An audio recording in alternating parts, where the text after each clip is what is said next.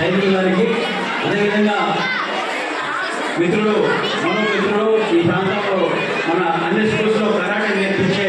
రామకృష్ణ గారికి, వేదికపై ఆశ్రయ పెద్దలు గౌరవనీయులు మన యాక్టర్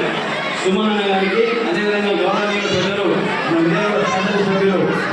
భక్తు లక్ష్మారెడ్డి గారికి, యువ వేణుగోపాల్ రెడ్డి గారికి, రామకృష్ణ గారికి, బాబు గారికి, చాలా మంది అందరికీ